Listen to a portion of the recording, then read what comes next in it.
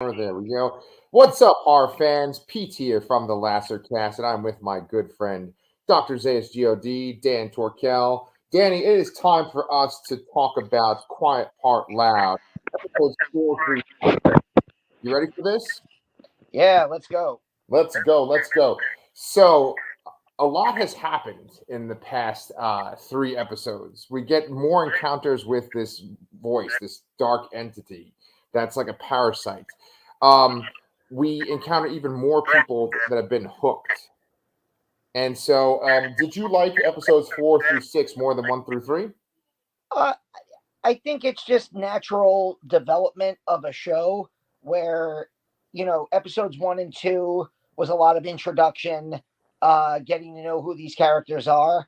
I think Mm-hmm. we both agreed episode 3 was our favorite of the first three because, again, that's just like we know who the characters are now, so now we can just follow them into this like bizarre world they're working through.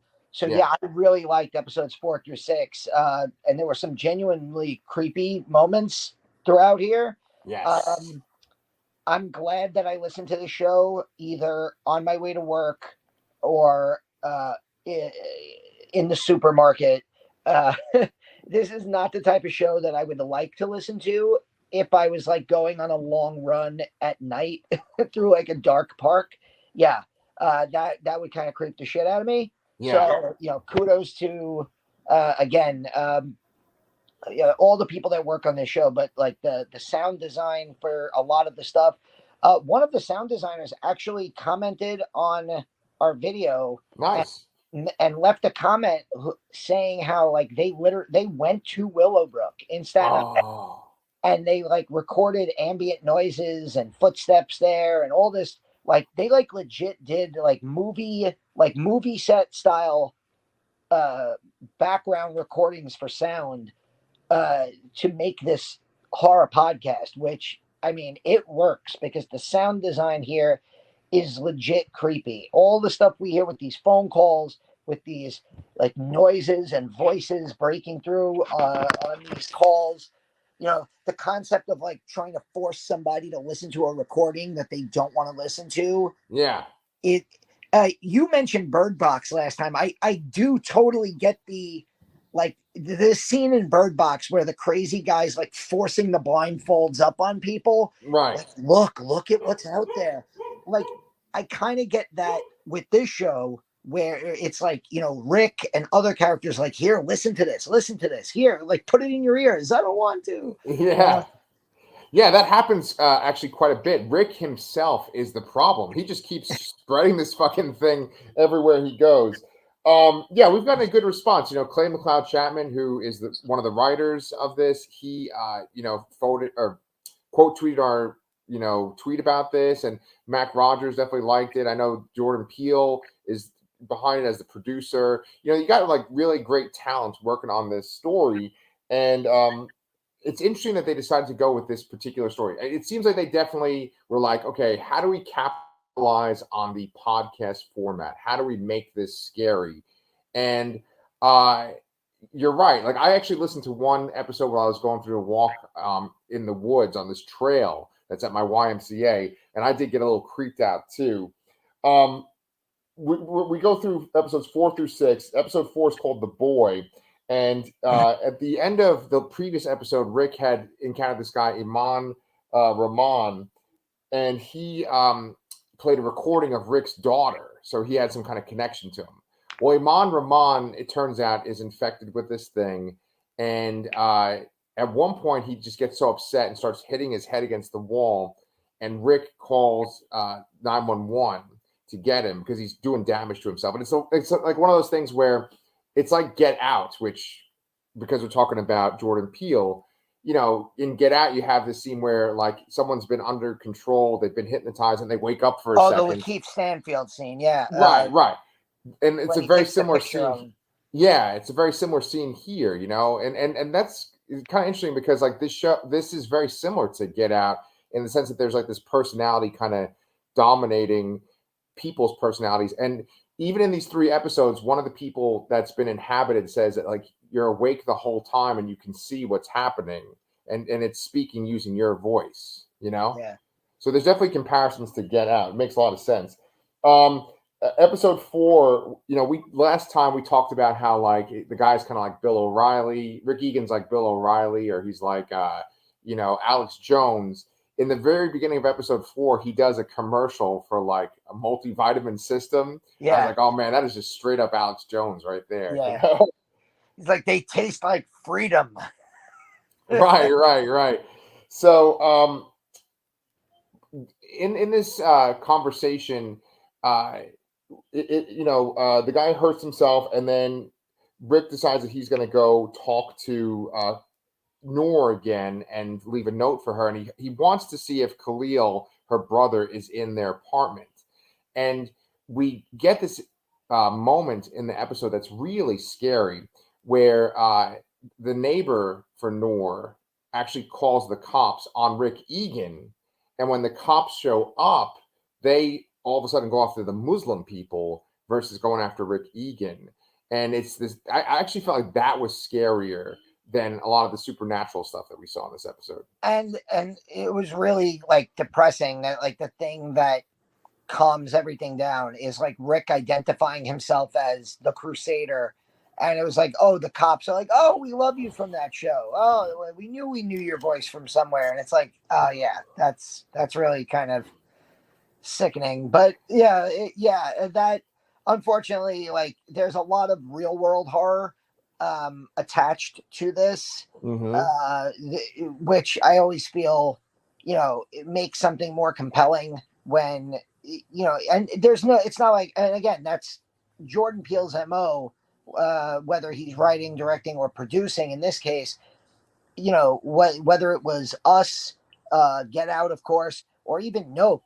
There's a lot of socioeconomic and racial and ethnic, there's a lot of that dealing with like the real world horror that like some people are going through.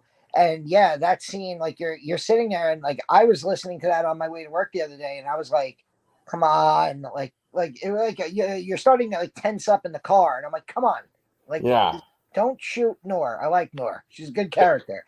And exactly. I'm really starting to like her, like, her and Rick have like this antagonistic like partnership, kind of. And then, she has some other really good conversations with, well, do you want to bring up that part Yeah, about go ahead. Khalil?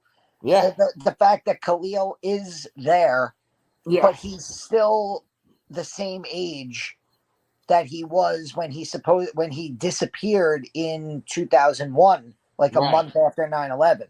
Yeah, And he's still like the same teenage boy, and she's like trying to have conversations with him, and it's like really funny how she's like, yeah, you're calling me older sis now, but you used to hold, they're twins, and you used to hold it over my head that you were born 5 minutes before me. right. But like he hasn't aged. But then we Mhm. find out that another one of the missing, Staten Island 3, is also still there, and he has aged. Yeah, And like they hear his voice, and they're like, that he's definitely grown up over these last 7-8 years. What is it, 8-9 years? it's 8 years. 'Cause it's like Yeah, 2008 to 2009. 2009. Yeah, So something is going on where like Khalil hasn't aged, and there's this, you know, sound or force that is like controlling people, and they're doing, bad things to themselves. It's very it's just very creepy, and it's a perfect idea for a podcast because there's no visual attachment to this, so it makes sense that the auditory is the evil in this series, that it's the sound that's the evil force of some kind. So like we're not stuck like describing the things we're seeing. right, It's just always there. right. And I think it also is like a really good parallel to a lot of the stuff that like we just go through. Like I feel like today most human beings walk around constantly with headphones in their ears. Yeah. We are bombarded with sound all the time. I mean, you and I are recording on devices right now. I'm on my phone. You're probably on your computer. Yes.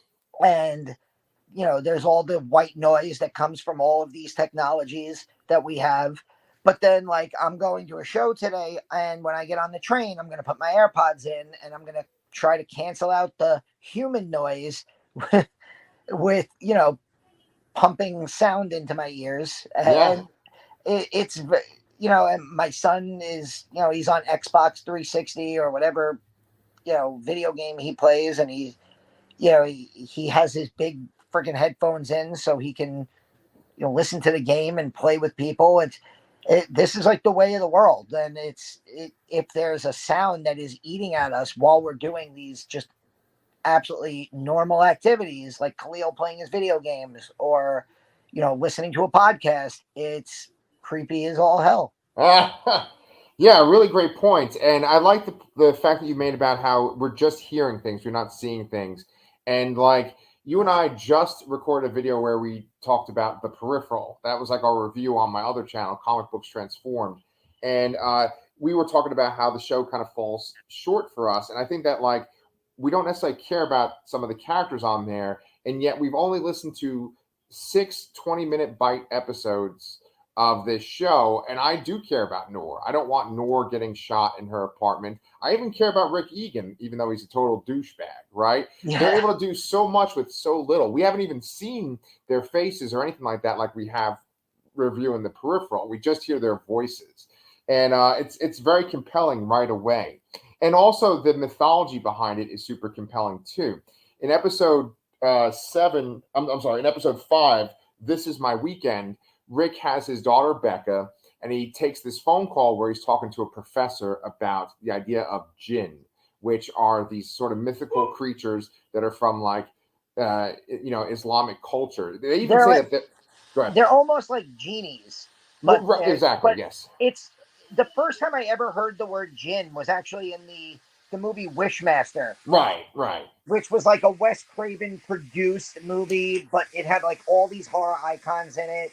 Yeah. And it's kind of like a genie, but with a monkey paw kind of thing, where it's like it's really funny. I'm literally just watching. I rented on Amazon Prime.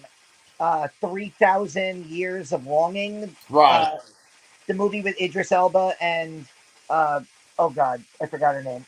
Tilda Swinton. Yeah. And he is a jinn that she unlocks from this like bottle she finds in Turkey, and he's telling his backstory, and it's like all this stuff about genie in the bottle, but there's the wishes have consequences, and then I'm listening to this, and that episode episode 5 was really depressing for me, just like as a dad. Like I felt really bad for Becca, and I think Becca is played by Millie Shapiro from Hereditary. Oh, really? Whoa. Okay. I think so. Yeah, and so like she's like, Dad, like you only get to see me once a week. Let's go out to dinner. Let's pick a restaurant. And he gets like so down the rabbit hole with this professor, talking about jinns, talking about evil entities and sounds and wishes, and it's just like he ends up like his wife ends up having to come and pick up Becca and like threatening to cut him completely off. And it was like really scary, but really depressing at the same time. And again, I find myself like when you first start this show, you're like, God, I hate this guy. Like, what an asshole. Like, he's Alex Jones. He's Bill O'Reilly. He's Tucker Carlson. He's like that awful human being that like pollutes the world. But now it's like 4.5 episodes later. I'm like, shit. Like, I really hope he doesn't like lose his daughter forever. Right. Right. Yeah, so I mean, it is an interesting show. When you go on Twitter, like people are just talking about how great it is or how spooky it is. There's people asking for season 2 of it. It seems like a lot of people have latched on to Noor too when you look on the comments. And I think that there is something to do with Noor and Khalil being twins. That has something to do with like this creature's power. And B, it seems like Noor might actually be a threat to this creature. Because one thing that we keep seeing in episodes 4, 5, and 6 is that this creature wants Noor to go to Willowbrook. Yeah. He keeps telling Rick Egan to bring Noor to Willowbrook. So we're going to see Yeah. where that goes in the next few episodes. We had to make this episode kind of short because we got a whole lot of shit going on for our channels. But Danny and I will have another review of episodes 7, 8, and 9 of A Quiet Place coming out this week on the Lastercast. Quiet Part Loud. Oh, okay, yeah, sorry. We talk about a fucking Quiet Place a lot too, though, so no joke. But and then yeah, the alien monsters will kill the kid on the bridge. And... yes, it'll tie it all together. Yeah, and then they'll have another baby for some reason. Like I don't know why the fuck they had a baby in that movie. Anyway, we got to get going, but we will be back next time for Quiet Part Loud, episode 7, 8, and 9. Yeah. All right, and let us know what you guys think, and like and subscribe. We'll see you all next time.